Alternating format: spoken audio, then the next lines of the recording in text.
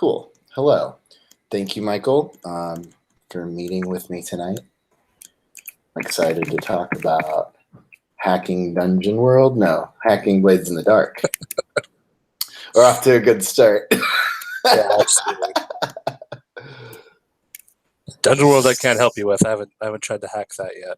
But have you played Dungeon World? I have. Yeah. I love it. I really like it. There's definitely a time when it might still happen where I want to incorporate some stuff that game does into my little cyberpunk game, but maybe. Yeah. So the background is for the no one watching this in the future. Michael is my GM in a Blades in the Dark game that we play weekly. It's really awesome, and we recently found out that you are writing your own hack of a cyberpunk version of Blades in the Dark called Neon Black. And I'm not a game designer, but I love tabletop RPGs, and writing and twisting rules and coming up with home rule stuff is something I'm really into. And eventually I would like to maybe try my hand as well at hacking a game, coming up with my own thing. And so I wanted to talk with you about your process and what you've gone through and what it's been like. Because this was, you mentioned this is your first time sort of writing a game or hacking a game, right? Yeah. First time actually approaching it as a project, I guess, with an end goal in mind. I've played around with the idea before, and I've done, I think, what most people who play a lot of role playing games do, where you dream up a character class or a neat little mechanical add on to your game, or just kind of spitballing ideas. But yeah, this is the first time I actually sat down and thought okay, I want to make a thing. I want to make and finish a role-playing game. Is this something that you've wanted to do for a while and are just now getting around to it, or is it sort of you just had the idea and you're immediately going for it? It was kind of a combination of things. I started to do this because I was burnt out on writing, which is what I've been doing for work for about a year and a half. And that's right. You're a freelance writer, right? Yeah. I do a lot of creative writing stuff. I was just burnt out. I didn't want to write anymore. But I still wanted to create something. I wanted to have some kind of hobby or outlet where I could make a thing. And so yeah, it kind of fit well. I've been playing a lot of Blades in the Dark. I really enjoyed the system. John Harper, the guy who designed it, is very open about how you can hack it and game design in general. He has a bunch of really useful stuff on his YouTube channel, and there's also a great Google Plus community of people who are also hacking the games. There's a lot of resources that made it feel easy to do. I wasn't jumping into the deep end. I had a lot of resources that I could pull from and kind of guide me in the process. Yeah, that's one of the things that I've noticed about this indie game community. I've discovered this through Dungeon World. I played D&D younger, when I was a kid, and then some of my friends are playing D&D now, and the last couple of years we started playing D&D 5e again, and from that, I just had issues with some of the rules and some of the crunchiness of it, and the complexity of it. Mm-hmm. But I was listening to a lot of podcasts, and I think I found the podcast Friends at the Table. Oh, hell yeah. Yeah, and that's when I first heard of Dungeon World and Blades in the Dark and The Quiet Year, which is another little a little tiny game that is out there. And so, yeah, once I realized there were other things, there are other options.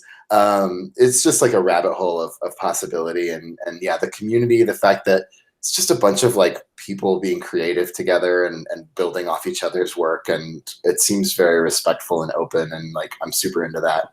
And part of the reason I want to do this type of thing here is it's trying something new, right? Getting out of your comfort zone and trying something that you might be interested in, but would either be too shy to try or too like nervous, or maybe just like you put it off because you don't have the time or whatever. Like, no, screw that, man. Like, try new stuff.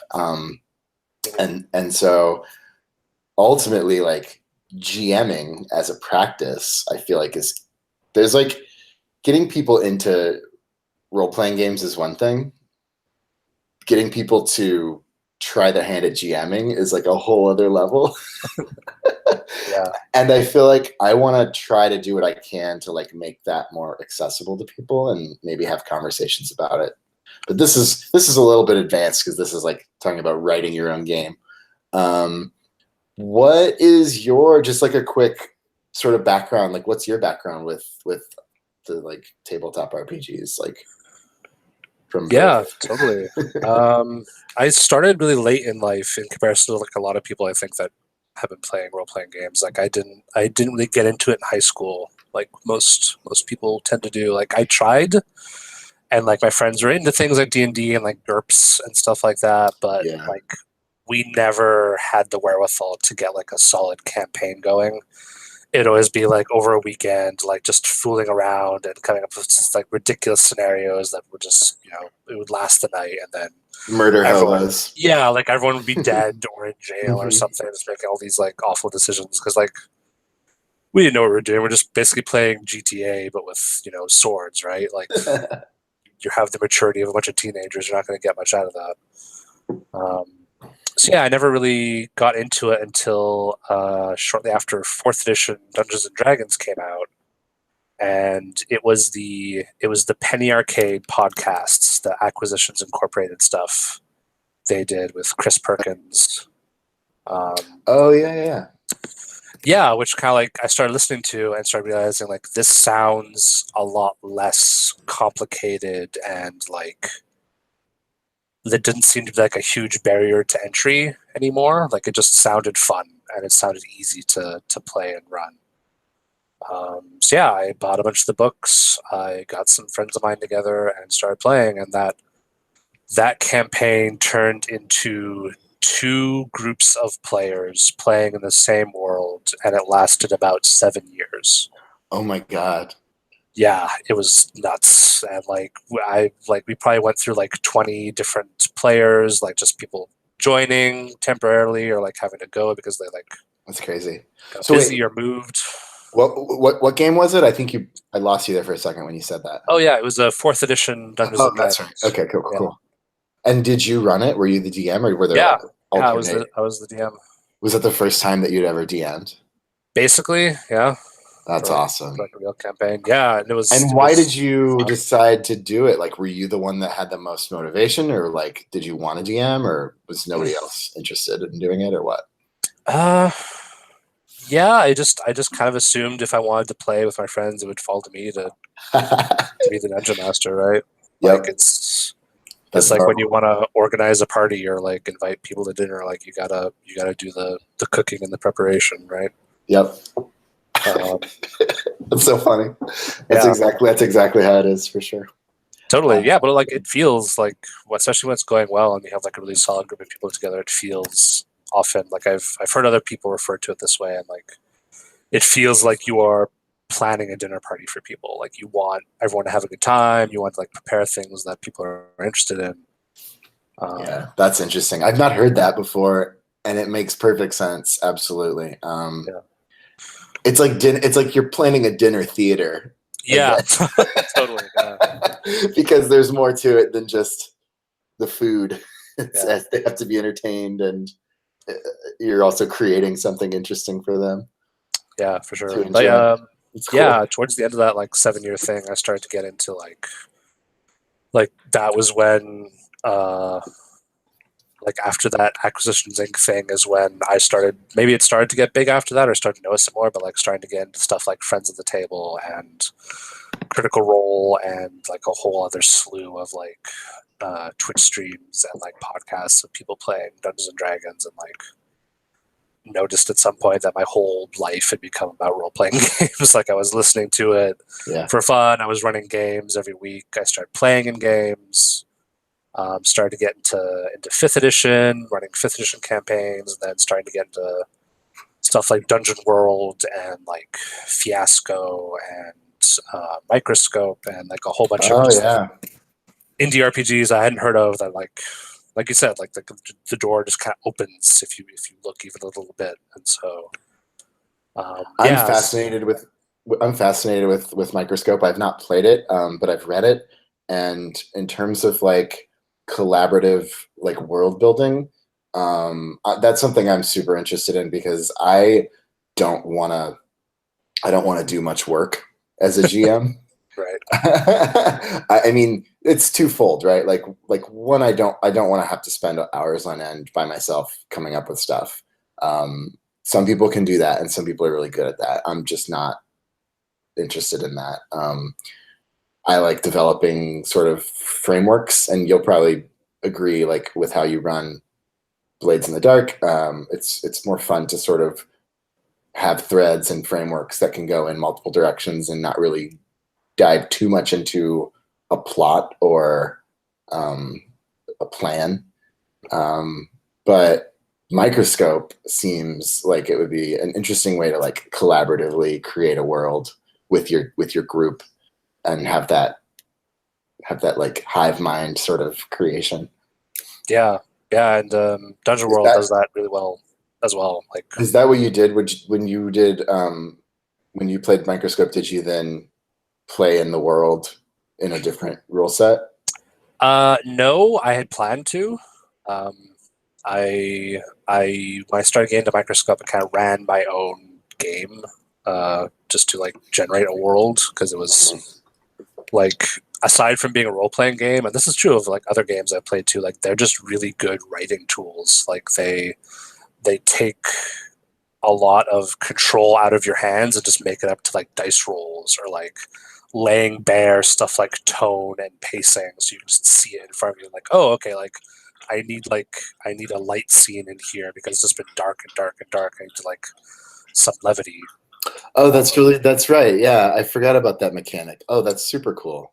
Yeah, so yeah, I did. I used it to generate my own like Hmm. world and history for a fantasy world for a setting that I was kind of planning to do after the campaign ended that just kind of never came about because I needed more of a break at that point in my life when that 7 year campaign ended. And also, I just desperately wanted to play something that wasn't typical like sword and sorcery Sure. stuff. Yeah. Same thing So yeah, happened. Same thing happened to me. You just kind of get bored and you want to try new things and see what other ideas might occur. totally. Cool, man. Okay, so let's talk about your hack finally. Cool. That was a long intro, but yeah, let's tell me about it. Yeah, so right now it's called Neon Black. That might change in the future. I have no idea. Um, and yeah, it started. There's a long history to this whole idea process. I was going over it last night, and it was like a couple years ago. I got really drunk and played around with a game called Dread, Okay. which is it's a role playing game that uses a Jenga tower as its mechanic. And it's a horror game. So like anytime you make a move that has some uncertainty to it, you pull a block from the Jenga tower, right? And so everything at the beginning goes pretty well, but as the tension wraps up and the Jenga tower gets more unstable, as soon as someone knocks it over, their character dies or like something awful happens. Um, so yeah, I thought that was really cool, but like I didn't like how like it like the I thought it'd be neat if like each block had like some nouns or verbs written on it, so that kind of colored the kind of action you could do. At the same time, I was getting really into like cyberpunk aesthetic blogs, like Tumblrs that just have like a whole bunch of like really cool cyberpunk stuff on it. There's a bunch out there like Neuromancer and Electric Black Sheep that do a really good job of like pulling images from across the web and laying them out in interesting Cool. ways. So yeah, I just like wrote down like cyberpunk stuff on these blocks and like imagined a world where aliens had come and invaded, but like died horribly, and their the chemicals in their body diffused in the atmosphere, and that caused everyone to like mildly hallucinate constantly. So that's why like if you pulled a brick that said like rain and static on it, and you were trying to hack something like that would color how you were hacking the AI with like rain or static as effects or something. I don't know. Like I said, I was really drunk. I wasn't really thinking clearly, but I thought it was a really cool idea. um, so yeah, that's kind of how this idea like started. And then like a couple years later, I revisited it as a premise for a short story of people living in the near future where again this failed, like this alien encounter happened, these huge aliens came, died, decomposed in the atmosphere, and now people are um, when people breathe in these alien chemicals, they um, disappear to alternate realities. Like they physically just vanish and reappear in some other place and time, and these near infinite parallel worlds that can be, fantasy or like future sci-fi or whatever. Yeah, I mean that's a very interesting. Um, it's a story mechanic, but it's also a potential for like if you wanted to branch out from this genre, you could theoretically do it from within this game. Yeah, totally. And yeah, so when I started Neon Black, like I said, I was like really frustrated creatively and poor because I'd been a freelance writer for a year and that doesn't pay particularly well. So, and just like, the general news of the day getting to me and being like, it'd be really great is if I could make a game where it's just basically fuck you, rich people. We're gonna play a bunch of people that get to steal all your stuff and like make a bunch of money that will actually substantially change lives. And like That's awesome. Cyberpunk does a really great job of like villainizing the rich and wealthy and like um, making heroes and protagonists of people who are like constantly down on their luck or constantly fighting through the grime and the muck and putting things together by themselves.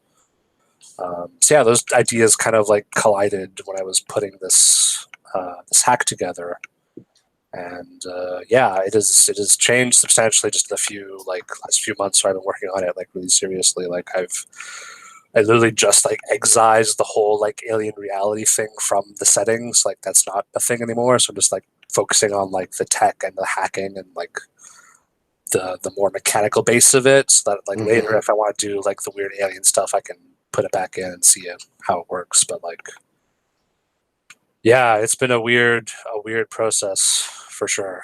Super interesting. So, how long would you say that you've been working on it then? Like from the beginnings of the, inkling of story. I know it kind of started as a different thing. Yeah. Yeah, I kind of started like seriously approaching it at the beginning of this year, basically. Cool. Um, but yeah, like the inklings of this idea before it was a role playing game started a couple of years ago. But yeah, I'd say like the beginning of this year was when I was like, I would like to start a new thing, and like by the end of the year, it'd be really cool if I had something that was vaguely finished. I'd say I don't know. Yeah. Like I was originally hoping for like at the end of this year, it'd be nice to have something like finished and like play tested to the point where I could like feel comfortable showing a publisher and like trying to get it published. But I don't think I'll quite be able to get to that point yet in a Yeah. year. Um, So yeah. can you talk about like the writing process of undertaking this kind of a thing, right? Because you've probably segmented it out into, at least I would, at least I don't know. This is why I want to know, right? Segmented it into maybe like backstory and setting stuff, and then maybe like mechanical stuff, or maybe like character stuff, or how did you approach that logistically, I guess? Yeah, so the first step I did was like I basically reskinned Blades in the Dark to be more cyberpunky. So I took, which is something that like John Harper recommends in one of his videos. Like he calls like scraping the paint off and painting Mm, it over with something else. So like I really just like took like okay, the ghost field is just the net, and all the weird mm, things in it are weird digital stuff. So like demons might be like weird like feral AI, and ghosts are just like transhumanist consciousnesses or like sentient programs and stuff like that. awesome. Because yeah, for people that know, like Blades of the Dark as a mechanical system is very much married to its setting, so you have to like pry it away from that to like see the mechanics. Because like so much of Blades of the Dark is based on like ghosts and stuff, and if Hmm. your setting doesn't have ghosts, you have to replace that with something else entirely. or else like the whole system doesn't quite work well. Which is like the Blades in the Dark standard rules document, the SRD, the thing that's Creative Commons, um, does a good job of. It kind of like breaks down like what the system is without all the bells and whistles on it. So yeah, basically after I had reskinned everything and brought in all the stuff from the standard rules document and basically like made a cyberpunk skin of Blades in the Dark. I started playtesting that and realized, and I basically just did that because I needed to see if I like broke anything. Like I just wanted to see if it would work, basically. Sure Even though I thing. hadn't changed a lot of stuff substantially, like I just wanted to play it and see if like what the players did when given those tools. And so now what I've done is like I've gone back to the drawing board and be like, okay, I need to start from scratch now that I know I can play around in the system and not like break things, and I can still make something that people think is fun to play. Mm-hmm. Like I basically went back from the beginning. I was like, okay, like let's look at the actions that players have, like hunt and skirmish and study and stuff like that. It's like, and try to figure out, okay, like what do I want players to do in this game? Is it analogous to the stuff that is in Blades in the Dark right now? And I thought, well, no, because like attune, which is like the magical thing, has like no real place here. And if I take that out and like this is one of like the major things designing it so far has been like I couldn't think of more than like 10 or 11 actions I wanted the players to have access to. Like if I went bigger than that, it felt like I was stretching. And so yeah, right now I've collapsed it down from 12 actions to 9. Okay, so in Blades in the Dark, there are sort of 3 major categories. It's you can tell me better than I can, probably because I can't remember. But what is it like? Resolve and prowess, and what's the third one? Insight. Insight, right? And then within each of those, there are like 4 actions that kind of fall under that category. So you've basically condensed those to 3 per category. Is that right? Yeah. So right now I have intellect, prowess, and clout. Oh, cool. Oh, I like that. Those. Yeah.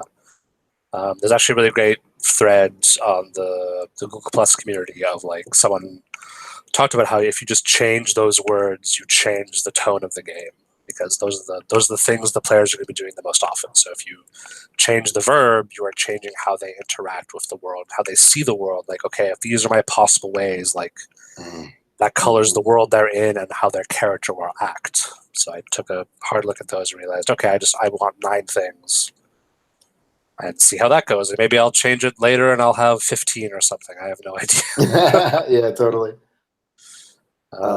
Interesting. Yeah. Did you look into other existing Blades hacks or like other hacks of other games for inspiration? Yeah, there's a lot of fan hacks of Blades right now, in various stages of completion. There's like and probably in various stages of quality as well. Totally, yeah. I mean, you can start to tell like who did, like basically what I did was like reskin the system and like leave most of the mechanics in place, or like add a couple of different things, and who has done like more substantive work. I looked at a bunch, and I looked at like the cyberpunk ones specifically. There's one, I think it's called Runners or something. There's one that's basically like a hack of Blades to be more of a Shadowrun game. So it has like the magic, it has the different races. Yeah, that's right. I think I have seen Shadowrun Blades hacks, but I know I've seen something like that. Sort of blends the two. Mm-hmm. I've looked a bit at Scum and Villainy, which is a sci-fi hack that just got announced, which looks awesome. Like I love what the designers did with that, and like. Yeah, I was going to ask you about that.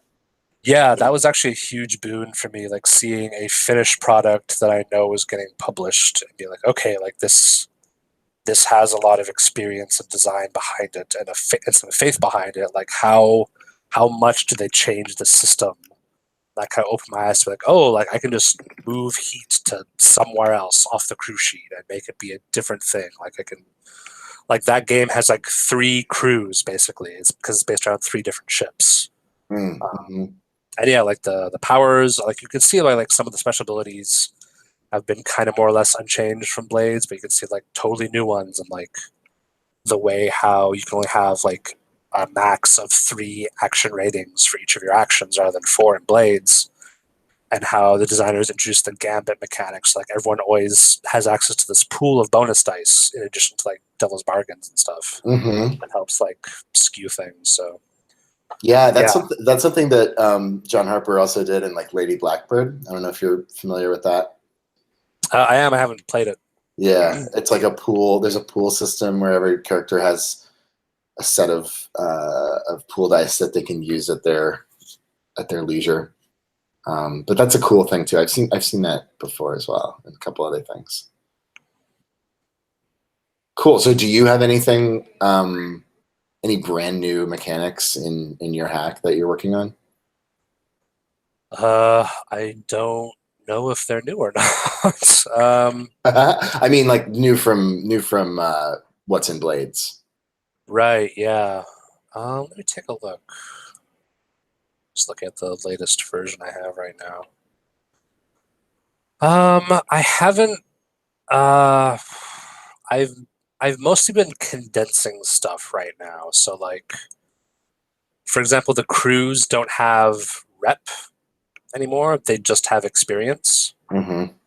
And when you level up your crew playbook 3 times, that's when you get rep, and you also get a crew asset, which is kind of like a combination of a crew upgrade and a claim or turf.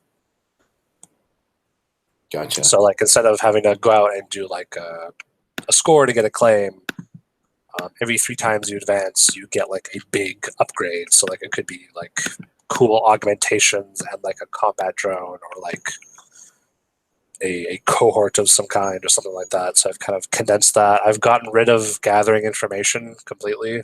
Mm. Um, I've moved heat so that it is centered on the different corporations rather than the crew. Mm-hmm. So anytime you do a job, you'll get heat under the different corporations, and then when you roll entanglements, it'll be from those specific corporations. Interesting. So, in Blades, there's like I feel like a famously long list of factions. It's a very rich. Yes. It's a very rich setting. Have you replaced all of them, or like what's your plan for how that works? Yeah. So yeah, the short answer is yes. And right now, the way I have it is there are like there are 4 like groups of factions.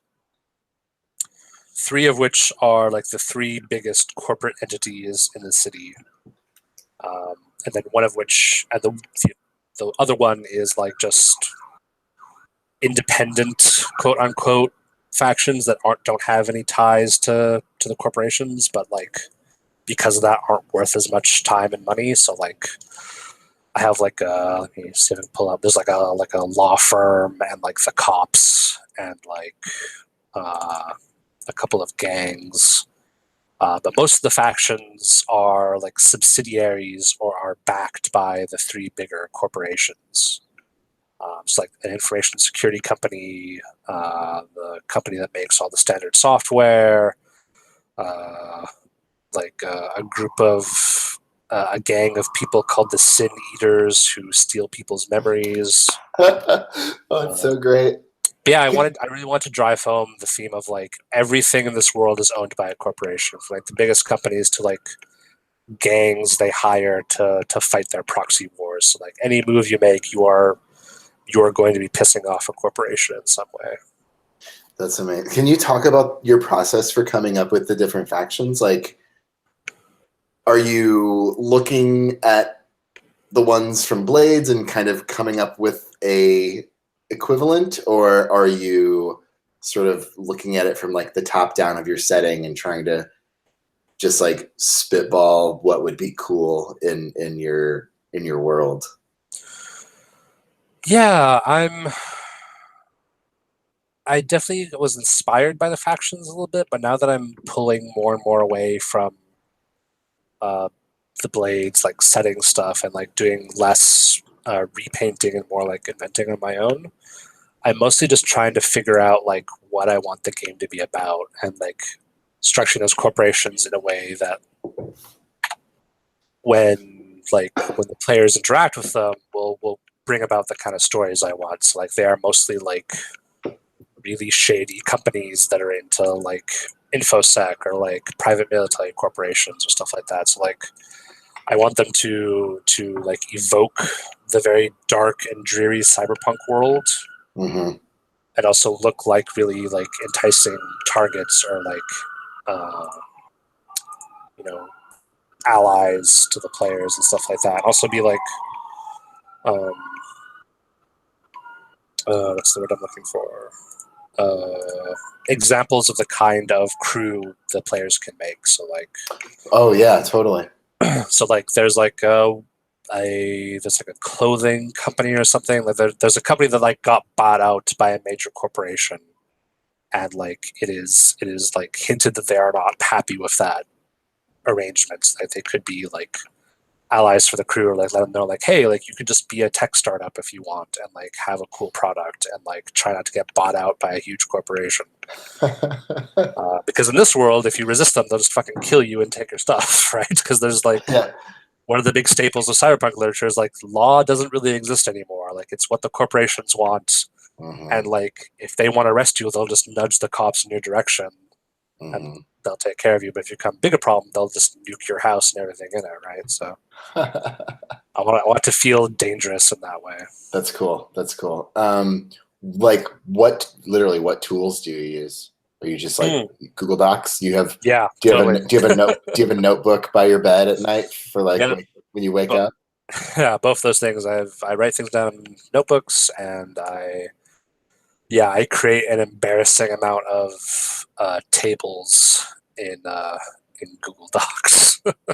That's cool. I would really be interested in seeing one, honestly. I love spreadsheets and I mean like I'm a web designer, a web developer, so I have a lot of like sort of tech tools that I use for that, project management tools and stuff like that. And Trello is one of the biggest ones that I use for my projects, and I feel like I've used it for building and planning RPGs as well. So Totally.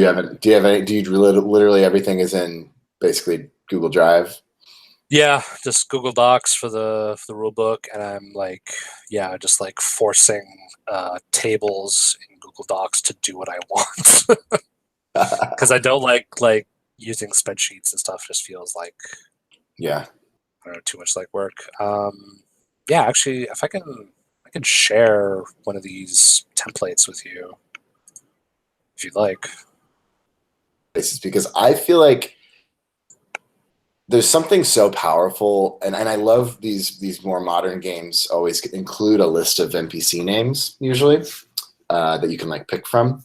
And I feel like the NPC names, the organization names, um, are very important to like implying the setting. There's something about them that there's something about names that can really um, like get across a nebulous point that you couldn't really say with words. You just get a feel kind of like by looking at the list of potential people in this world. So yeah, like have you thought about that at all? And like how do you come up with stuff? Uh, yeah, it's hard to do because it takes a lot of time to find something you're happy with. And right now, I'm very much the mindset like I just want to get stuff on the page. It can be good later. I just want to like Yeah. iterate and like have stuff there so that when players need to look at a list of things, they can look at a list and it can look pretty later. But like totally, like I've been like rereading a lot of cyberpunk books and literature and like movies and like seeing what they use as naming conventions and like basically like riffing off of those or starting to when I can to try to like put people in that cyberpunk headspace of like these big corporations. Like I have one right now that I'm happy with. It's like it is like future Apple if they ever got into like military hardware. So like all the guns in the same, like the really high end weapons look like iPhones. They're like all like chrome and like matte white Wow. and black and like look really slick. Yeah. And they also like play music if you want them to, I guess. Yeah, why not? Um, Oh, that's awesome. yeah. What's the name of that corporation? Right now they're called Ziggurat, Nice. and like they all have like all of its subsidiaries have like vaguely like Egyptian or like architectural names like Pinnacle and Temple and Quarry and Mortar, Mm, Pharaoh, Gladius, stuff like that. that's awesome. Yeah. Very cool. Okay, man. Yeah, like I just have a couple more questions. Like, essentially, to sort of wrap this up, if I were a person who had never written a game before, which I am, and I was just kind of starting out, what advice would you give me to do my own hack or to write my own rule set? Um, And this is kind of the same. To put it another way, like what lessons have you learned through the process? oh boy. Excuse me. Yeah, I've learned a lot. I'm just trying to like put that into words. Don't be scared. It's like the first thing because like it's it's tough. Um, God, where to even start? So maybe like, where do you think that you might have, maybe you spent too much time on something in the beginning and you're like, oh, that wasn't even really that important? Or, like what has hindsight taught you over the last months? Yeah, I think like there's a bunch of stuff like try to imagine what you want the players to do, Hmm. and only give them tools to do those things. Like, don't try to get bogged down in like planning for every possible character or crew or like weird thing. Just like brass tacks, how do you want the players to interact with the world? Like, Mm. can they even buy something? Like, that is a fundamental question. Be like, if they can never hope to aspire to actually like get enough money to purchase a really cool gun, that says a lot about your setting right away. Like, Mm. you are always going to be strapped for cash. The nicest stuff is always going to be unavailable to you, or just or like the only way you can get it is to steal it, or like get it through a fence, or like hack your own version of it. Stuff like that. Like the basic verbs that the players have access to speak so much to the game as a whole, right? And also like play and iterate. Don't design in a vacuum. Like put together a Yeah. rough draft, put it in front of people, play it, and you'll be shocked at the things that teaches you. Like, um, yeah, it's the way players will pick up on things that you didn't realize were a thing. Um, Not doing things you thought would be obvious. Creating characters that you realize like, oh, that was really cool, but I don't want players to make that kind of character. Mm. Like they made something cool and they were using all the tools available to them, but I didn't realize like, oh, like that doesn't really fit the tone of what I want. Like, Hmm. how did they put that together in this system? And like, okay, I'm gonna take away all those tools because I don't want to see that. Right. So it's like it's that kind of stuff. And that's in Blades in the Dark in the book specifically when there's a chapter about like hacking things and making it your own. John like specifically says like play and iterate, don't design in a vacuum. Like Yeah, make a thing, put it in front of people, then change it, and then do the same thing over and over again. that's cool. I love it. Very, very insightful. Cool, man. So, I mean, I'm looking forward to trying it out. I know we talked about maybe putting together a game. Um, Yeah, I think as soon as like this next version is finished, sometime for the next couple weeks, I think. yeah, Yeah. that would be fun. I've actually never played a cyberpunk game like in setting at all. So, but I love Blade Runner and The Matrix and all that. So Totally. Yeah. cool. Well, Michael, thank you so much. Thank you. It Do was a pleasure. you want to like give yourself a shout out if anybody ever watches this and they want to find your game? Who knows? It might be called something different, but maybe find you on G Plus or something. Yeah, I guess. I'm pretty active on Twitter. You can find me at Kindling Boy. That's KINDELINGBOY. Um, yeah, it's called Neon Black. It might be called something else, but yeah, I'm kind of active on the G Plus community, giving feedback and ridiculous tales from role playing games. Nice. Thanks so much, man. Thank you.